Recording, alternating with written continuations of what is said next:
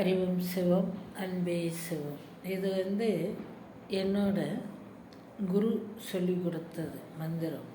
குரு யாருன்னா ஆதிசிவன்.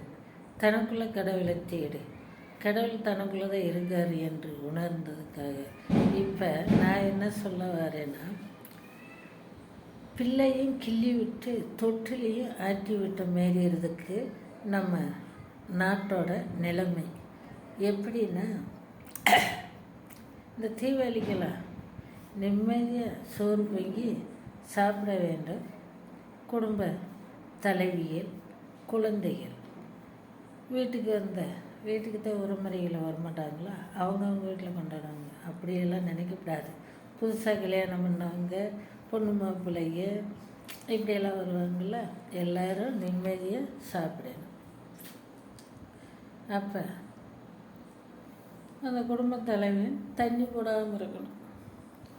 அப்போ தான் நிம்மதியாக சாப்பிட முடியும். வருஷத்தில் ஒரு நாள் தானே தீபாவளி, அதை நிம்மதியாக சாப்பிடணும், கொண்டாடணும். சரி கொண்டாடணும். இதிலேருந்து என்ன தெரியுது?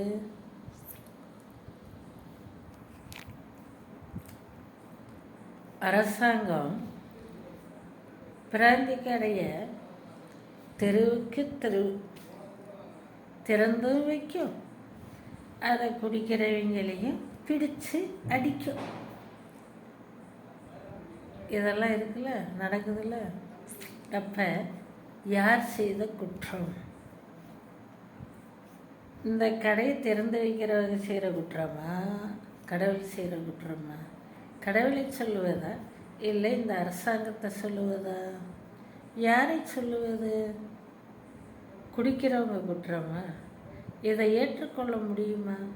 கொஞ்சம் சிந்திக்க வேண்டுமே. அறிவும்